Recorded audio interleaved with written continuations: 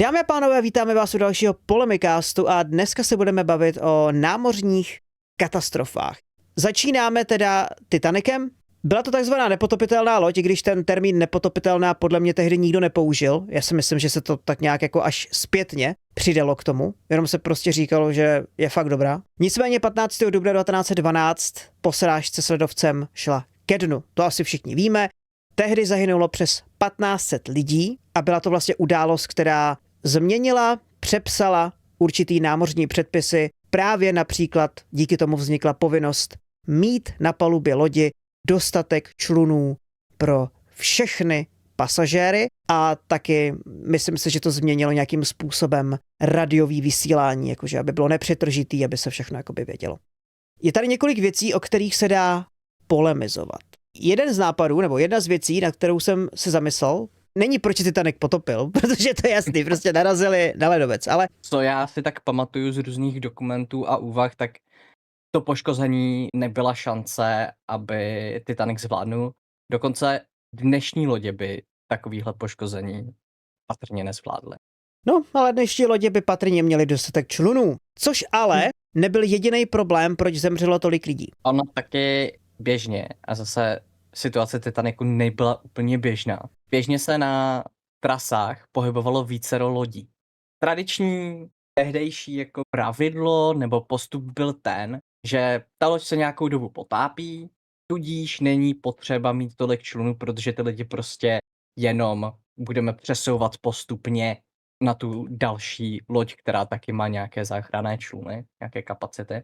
A já jsem právě slyšel tu variantu, že ty čluny taky nebyly plný z toho důvodu, že se právě počítalo s tím, že nějaká loď brzo připluje. A ona nepřiplula. Myslíš si, že se tomu v uvozovkách nešlo vyhnout, nebo tam zaúřadoval ten psychologický efekt toho, že ta loď je natolik bezpečná, že spousta lidí ignorovala varování a další věci? Já si myslím, že tady se to dá rozdělit na několik úhlů pohledu. První je přímo po nárazu, ta další je před nárazem Titanicu. Před nárazem. Tady vyloženě se bavím o tom naražení na ten led. Protože kdyby Titanic paradoxně se nesnažil vyhnout tomu ledovce a narazil by čelně, to jest přídí, tak by patrně byl schopen doplout do přístavu. Mm-hmm. Protože na náraz byla ta loď konstruovaná právě v přídí. Můžeme se bavit o tom, jestli bylo správně, aby kapitán Smith to předal neúplně, pokud vím, zkušenému prvnímu důstojníkovi, tu noční plavbu, za poměrně zhoršených, viditelných podmínek.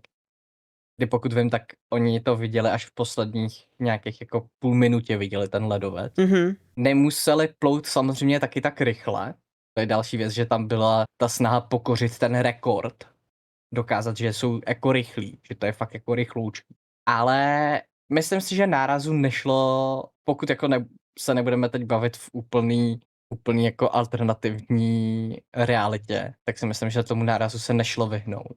No ale počkej, ty jsi to sám řekl, jakože nemusel to dávat tomu důstojníkovi, nemuseli jet tak rychle. Nejsou tohle věci, které vychází z toho, nebo zní mi to, jako když člověk má pocit, že jako neexistuje nebezpečí, teď přece to prostě zní, jako kdyby oni byli přesvědčeni, že se nic stát nemůže. Já si myslím, že zaprvé bych se nerad přidal k lidem, co hážou vinu té tragédie, ať už to jenom na kapitána Smithe nebo posádku. Ne, to já netvrdím, o to mi vůbec nejde.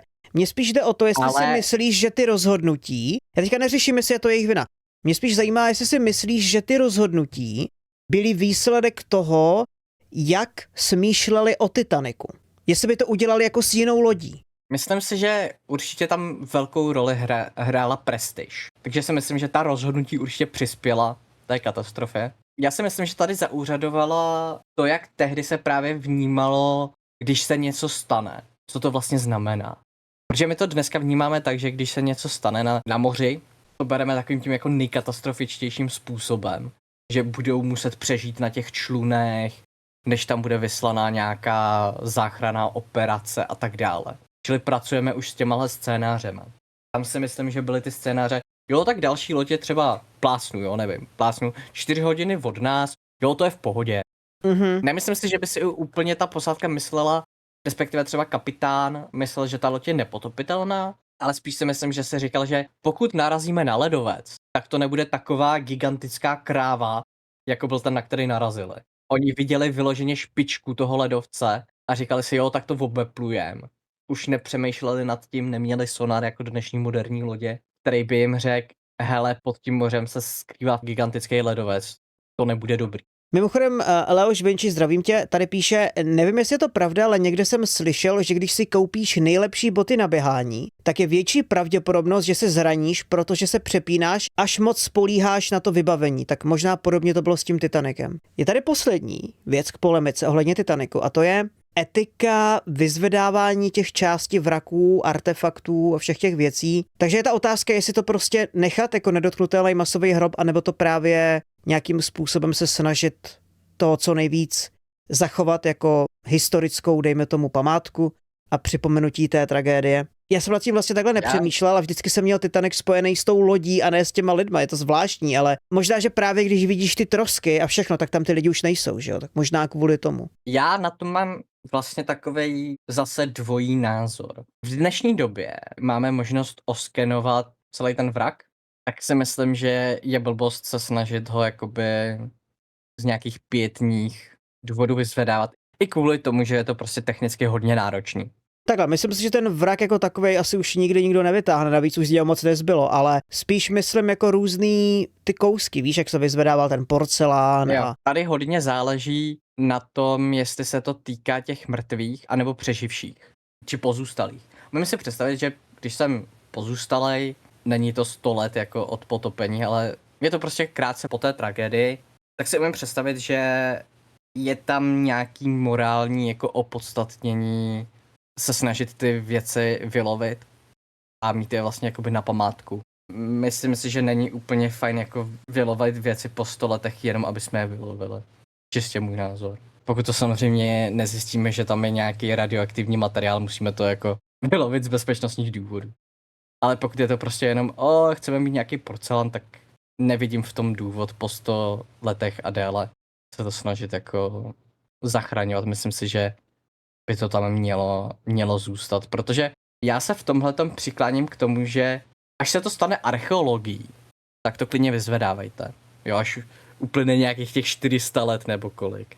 Takhle, já si myslím, že dneska je ta otázka už spíš jenom teoretická, protože tam toho podle mě už moc nezbylo, jo, co šlo vytáhnout, tak podle mě vytáhli víceméně. Ale i tak je to obecně zajímavá otázka, jestli, víš co, nejenom u Titaniku, ale když máš ty různý hrobky a tak.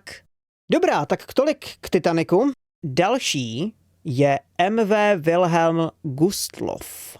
Je to, co se týče počtu obětí, největší námořní katastrofa v dějinách. Došlo k ní v lednu 1945 a byla to německá loď plná uprchlíků a vojáků, kterou zasáhly torpéda sovětské ponorky v Baltském moři. Odhaduje se, že během jediné noci tehdy zahynulo přes 9 000 lidí.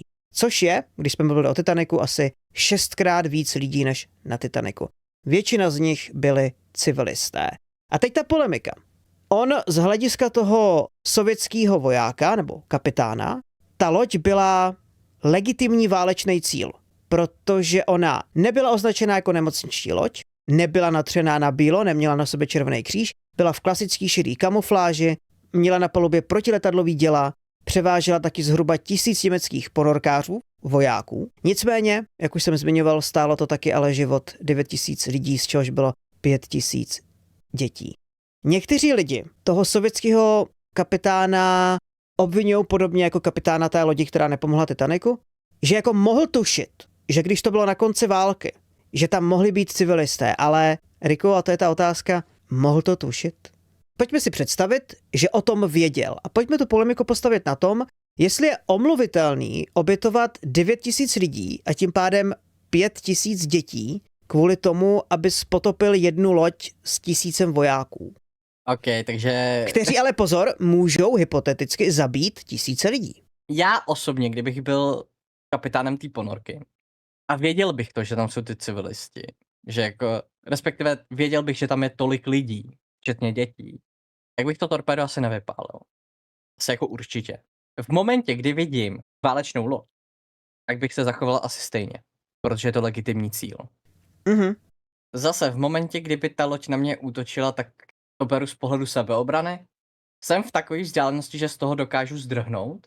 Ten trest, který mi hrozí za to, že zdrhnu z boje, dotkne se jenom mě, nebo se dotkne i mých blízkých? No to je právě to, když začneš vlastně do té roviny dávat další lidi, jo? Protože spousta lidí, věřím tomu, že spousta lidí by řekla, nevystřelil bych, protože tam my jsme vojáci, to jsou nevinní lidi, nevystřelil bych. Ale pak tam začneš dávat další vrstvy. Ta loď po tobě útočí. Ta loď pluje do tvýho města a vystřílí to tam, včetně tvojí rodiny. A takhle to vlastně můžeš škálovat a každý tu hranici má někde jinde, kde by třeba vystřelil. A někdo by třeba nevystřelil nikdy, jo? To jako těžko říct. To je ta polemika. Já ti to řeknu takhle. V momentě, kdyby se ten trest týkal i mýho okolí, jo, takový to oblíbený, že až do tvého 3. kolene to prostě vyčistíme, tak bych vystřelil. Vždycky je to strašně subjektivní ten případ od případu, jo. Můžeme tady větvit ty různé roviny. No jasně. Ale hlavně, víš co, spousta lidí bude nějakým způsobem si myslet, že zná tu odpověď na tu otázku, ale prostě dokud se člověk nedostane do té situace, tak nikdy neví, no. Mám k tomu ještě poslední věc, která mi přišla zajímavá. Pokud si vzpomínáte, tak těch lidí na té lodi zemřelo 9 000, 10 000, něco takového, myslím 9 000, což bylo 6krát víc než na Titaniku. Proč se ale vlastně o fakticky největší námořní katastrofě mluví míň než o Titaniku? Kolikrát jsi slyšel, nebo kolikrát vy jste slyšeli o téhle katastrofě, která byla mnohem větší než Titanic? Existují jako logický důvody. Jeden je politický.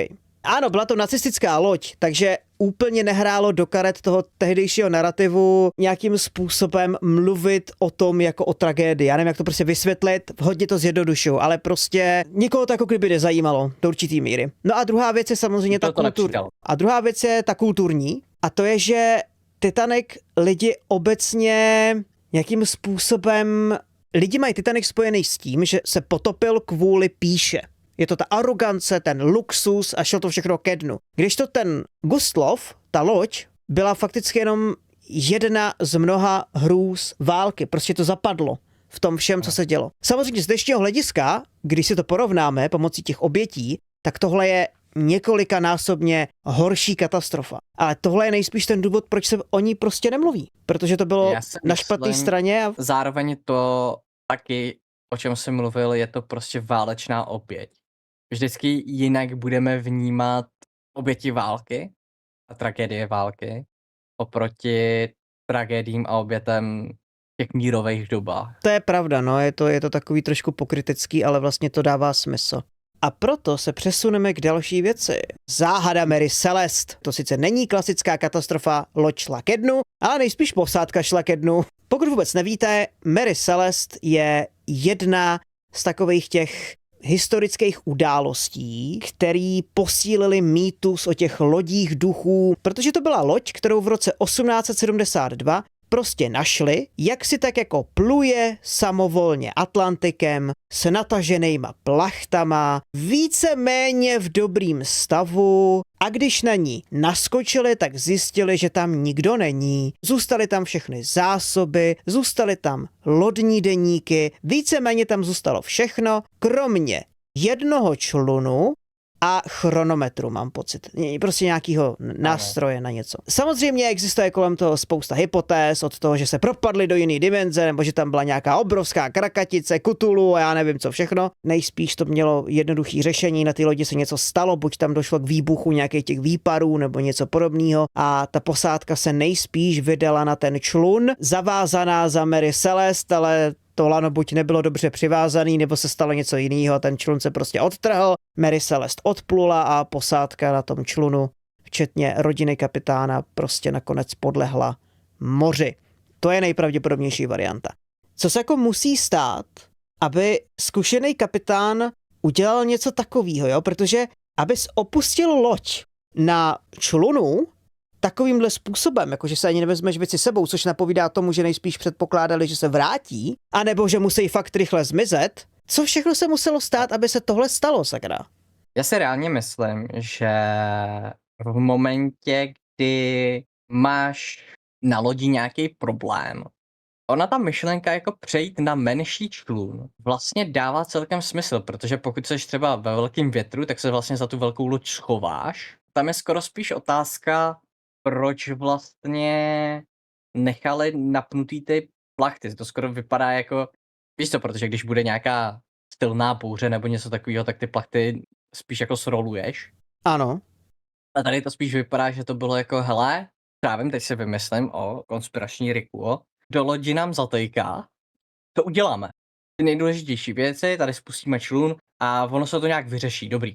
To je právě to, co vlastně nějakým způsobem vytvořilo tu záhadu, že jo? To nedávalo smysl na první pohled, protože napnutý plachty, no kdyby byl nějaký problém bouře nebo něco, dají dolů plachty, že jo? Proč by nechávali napnutý plachty? Všechny věci tam zůstaly, no kdyby chtěli někam odjet, tak by si nejspíš vzali osobní věci. Proč to tam nechali? Že tam vlastně spousta věcí nedává smysl, ale jak už se nad tím přemýšlí tak dlouho, tak samozřejmě existují ty reální důvody, že prostě odešli fakt rychle a předpokládali, že se vrátí.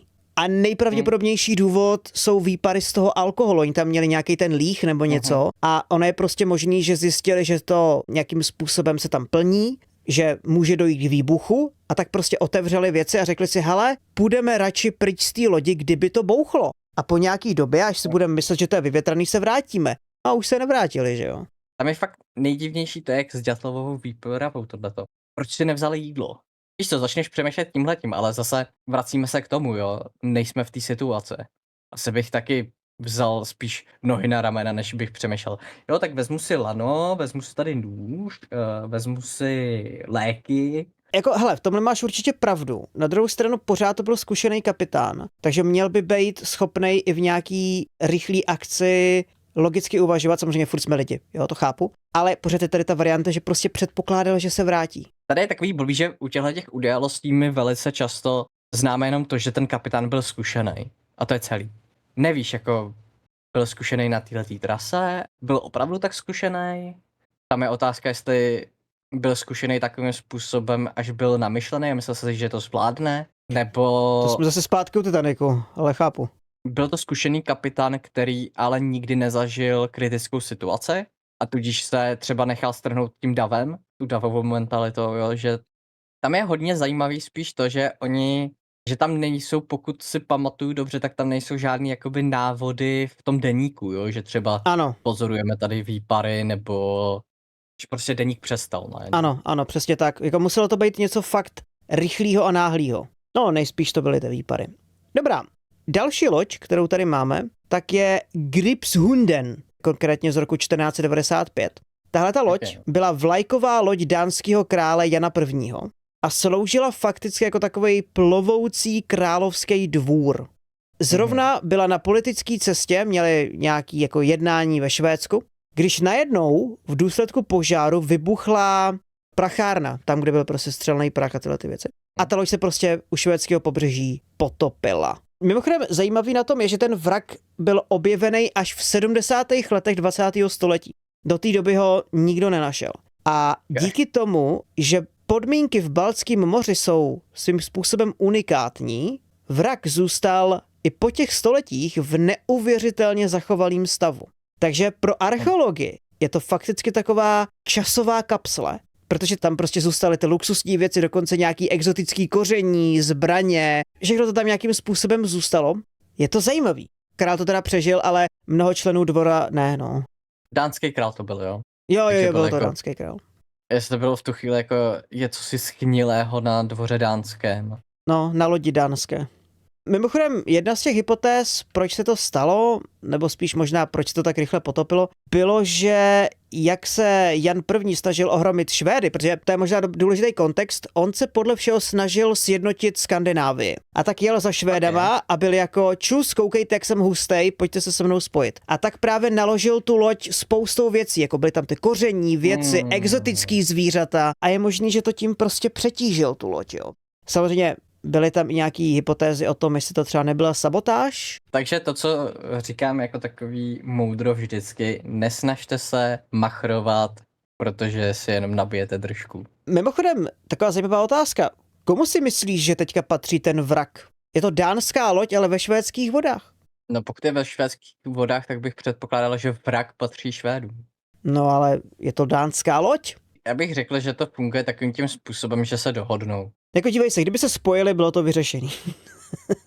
Jak jo. Máme tady poslední loď. A ta je tak malá, že vlastně neexistuje. Bludný Holanďan. Bludný Holanďan je vlastně námořní legenda, která se začala poprvé formovat už v 17. století. Původně šlo o příběh o kapitánovi, který byl často jmenovaný jako Van der Decken, který při pokusu obeplout mys Dobrý naděje v bouři proklel Boha a byl za to odsouzen k věčné plavbě. To byl vlastně ten původní bludný Holanďan. První písemní zmínky tak se objevují na konci 18. století. Původně to bylo děsivý varování, jako když vidíš tu loď, je to fakt špatný. Až vlastně ten 19. století z toho stalo takovou jako... Víš, jak fungovalo 19. století, romantismus, prostě se z toho stal takový symbol té prokletý duše, bylo to fakt smutný. Pak samozřejmě vznikla ta opera od Richarda Wagnera. Fakticky do dneška je to symbol něčeho špatného, jo? Prostě vidět bludného Holanďana znamenalo, že se stane něco špatného. Proč si myslíš, že lidi tak fascinuje tady tohleto jako neznámo, víš, jako máš Mary Celeste a lidi nějakým způsobem začnou, že nemají vysvětlení, tak se začnou uchylovat k nadpřirozeným vysvětlením. Podobně vlastně vzniká i ten Holanděn, protože nejspíš oni existují různě jako, že ho viděli. A možná ho fakt viděli, jenže to, co viděli ve skutečnosti, byla nejspíš Fata Morgana. Jo, jakože něco viděli, ale ne tak to, co si mysleli. Proč si myslíš, že... mohla být loď, jo. Mohla to být loď, samozřejmě, ale to je jedno. Proč si myslíš, že mají lidi tu tendenci se jakoby nějakým způsobem spolíhat tady na tyhle nadpřirozený vysvětlení? Já si myslím, že to je tendence prostě lidského mozku mít ve věcech jasno, mít tam to vysvětlení. A je to v podstatě, jako to funguje s vysvětlením každý záhady, jo. V momentě, kdy se něco vysvětlí, tak je to jako odškrtneme si to a jdeme dál. A pak tam máš tu druhou rovinu a to je, že prostě lidi milují příběhy. A prostě příběh s tím ponaučením je vždycky strašně cool. A máme jakoby tendenci věci, jak bych to řekl? Zjednodušovat, vysvětlovat? Vysvětlovat si spíš podle našeho nějakého světonázoru.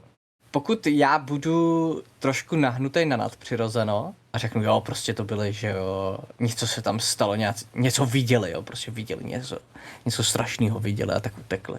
Ve srovnání s tím, když prostě mě řekneš, jo, byly to výpary a patrně požár, nice. Jo, že vlastně si myslím, že si jakoby se snažíš najít vždycky nějaký vysvětlení, který tobě podpoří ten světonázor a třeba u toho bludného Holanďana ty příběhy, tehdy vlastně ty mýty, že jo, vznikaly s nějakým ponaučením, s něčím jako tudy se nevydávejte, nebuďte moc chamtiví a tak dále. Což třeba zase vracíme se k tomu Titanic, kurde fix už, ale že tam máš taky to ponaučení, jako by tý romantický verzi a romantickým pohledu na Titanic. To je vlastně pravda, Titanic je vlastně taková moderní babylonská věž, že? Myslím si, že jsou to tyhle ty dvě roviny, to najít to vysvětlení a ten příběh zatím, že... No já si myslím, že to má ještě jedno vysvětlení. Vím si, jak nebezpečný to povolání bylo. A myslím si, že to souvisí právě s tou pověrčivostí. A já se vlastně jako nedivím, že někdo, kdo byl námořník a dělal na lodi a hrozilo mu, že buď ho smete vlna, nebo se potopěj, nebo umře na kurdě, něco podobného. Tak já se vlastně nedivím, že měli nějakou takovouhle povrčivost, protože podobně to mají horníci, že jo, třeba zase, to je taky nebezpečný povolání. Ano. A ty měli zase ty permoníky, že jo, co tam jakože chodili a varovali je semka nechoďte, tady nekopejte. Máš ty příběhy přesně s tím ponaučením. Hele, můžete si kopat po řeku, ale za řeku nikdy nekopejte. Za řeku se kopalo dvakrát a vždycky potom byla katastrofa, zával nebo něco takového. A podle mě to je to stejný s těma námořníkama, že prostě to bylo tak nebezpečný povolání, že oni si zase vytvořili místo permoníka toho bludného Holanděna, toho kapitána, který vlastně bloudí po moři, nese sebou neštěstí. I ty názvy, že jo, různých jako třeba Mys Dobré naděje, jo, nebo Ďáblovo moře. Jo, to jako my z dnešního našeho pohledu nějakého pragmatismu jsme jako Čínské moře, jo, Jihočínské moře, dobré. A tehdy to bylo prostě podle toho, co tam zažívali. na té trase, kde měl vzniknout bludnej Holanďan, tak to tehdy byla pěkně nebezpečná trasa. I dneska to je nebezpečná trasa. Aniž bych jakoby chtěl vyvracet pověrčivost tehdejších lidí, i já bych si jako vzal k srdci nějaký příběh, který mě varuje. Tudy nejezdi, nebo takhle to nedělej, jako tenhle týpek. Dámy a pánové, tohle byl dnešní Polemikast o katastrofách na moři a tak obecně uvidíme se zase příště. Můžete nám do komentářů napsat, co byste chtěli vidět příště nebo slyšet nebo tak. Jaký speciál bychom si měli dát, jaké téma. Uslyšíme se příště. Dobrou noc. Bye bye.